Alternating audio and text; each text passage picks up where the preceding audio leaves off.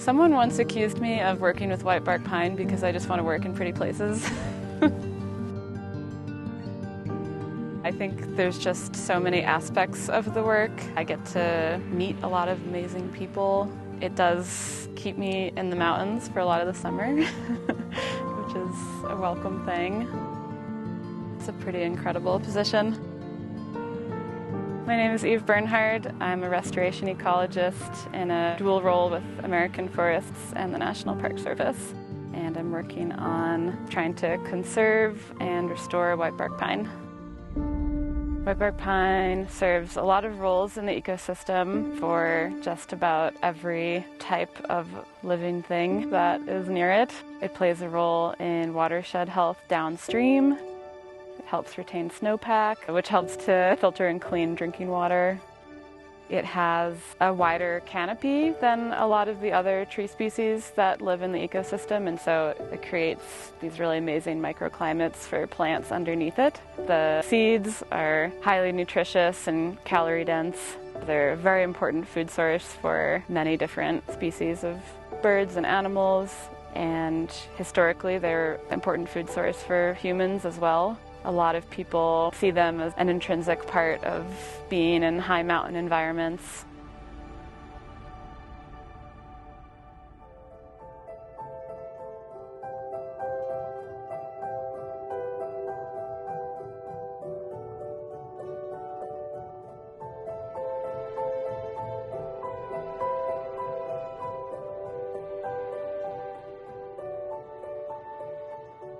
I'm out here climbing whitebark pine to collect cones for restoration. I was out here in July to climb this tree and cage the cones with hardware cloth cages to keep the animals from eating all the seeds, because everybody wants to eat them because they're nutritious and delicious.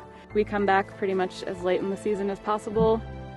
We want the seeds to be as mature as possible. They won't continue to mature off the tree. We also don't want to risk not being able to climb the trees because of weather, because it could start snowing here any day. I mean, it's gorgeous right now, but it's the mountains, so it could totally snow.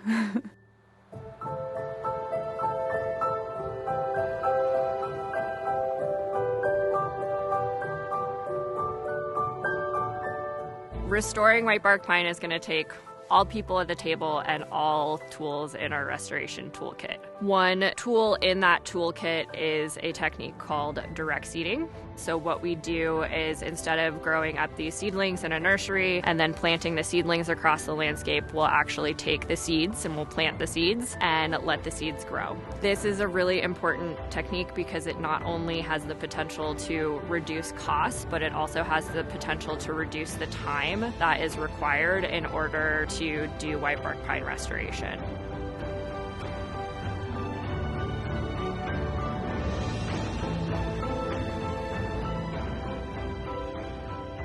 A holistic approach to whitebark pine restoration is important because it's a whole ecosystem, and so it takes a whole ecosystem of humans as well to work on trying to save the species. There's the National Park Service, there are nonprofits, there's the Forest Service, there are volunteers, tribal partners, there's graduate students, there's researchers, all different people contributing to this work. American Forest has been really lucky to support the National Park Service in particular through a 5-year agreement that we have with the Park Service to help support conservation and restoration planning as well as activities on the ground. That has translated into multiple years of cone collection across the parks.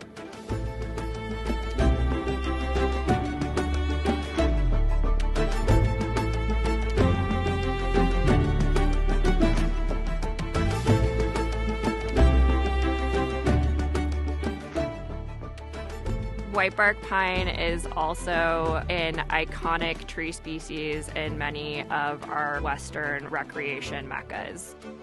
Whether we're talking National Park Service units, whether we're talking U.S. Forest Service and National Forest System lands, if you're thinking about recreating in the western United States at high elevation, you're probably going to pass some whitebark pine, whether you're aware of it or not.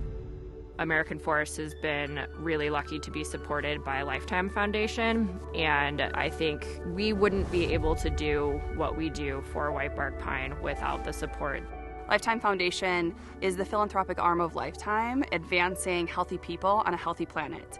I really value the holistic approach that American Forest takes by taking multiple partners and looking at multiple avenues to solve a particular problem that isn't just going to change the problem today, but really for the future.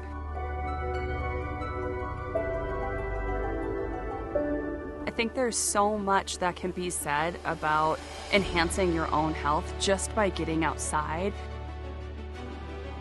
Our community, our members, our athletes that participate in all of our athletic events have a particular love for nature and for the amazing spaces that we have outside. Well, these kinds of landscapes where whitebark pine live, these are the very places that athletes like myself go to be challenged and to experience something greater than ourselves. When you are hiking or running and you're able to look up and look around you and realize that each and every species, including the whitebark pine, is part of this interconnected ecosystem that all depends upon each other. And then you realize that you showing up into that ecosystem gives you an opportunity to interact with it, to appreciate it. I can imagine the many different consequences to this system failing. For us to do the right thing now, to invest in these very important projects so that the entire ecosystem that the whitebark pine is part of, and make sure that it doesn't cease to exist, it has to happen. It has to happen now. Nobody in this game for whitebark pine restoration and conservation is doing it because they expect to see or bear the fruits of the restoration efforts.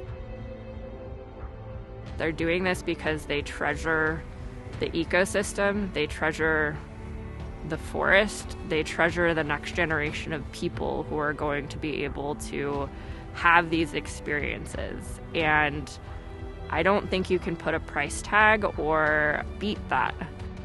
We are doing this for the future, and it makes me really proud of my colleagues. It makes me really proud of the organization that I work for and the organizations that support us.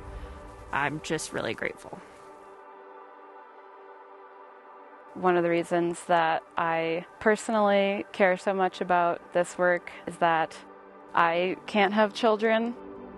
It's made me think a lot about legacy, because I think a lot of people see their children as their legacy, but that's not something that I'm able to do. And so I think, in a way, this work with whitebark pine has really come to feel like something that could be my legacy. Whitebark pine is something that's bigger than myself, that I feel like I can still make a difference about. Kind of like when you look at the night sky and you feel really overwhelmed by how tiny you are. I look at the world of whitebark pine and it's like this kind of vast ecosystem that I feel that sense of awe, but I also feel like it's something that I can make a difference in. The more people know the story of the tree and continue to tell that story and support the work in whatever way they're able, the more likely we are to be successful in this effort.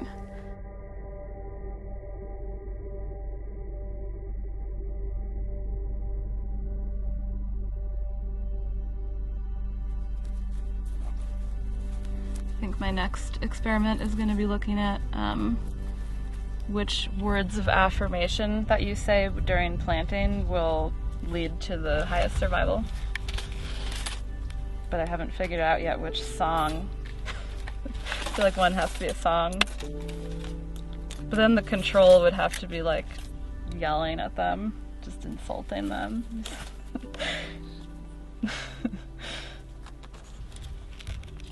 Call yourself a seed?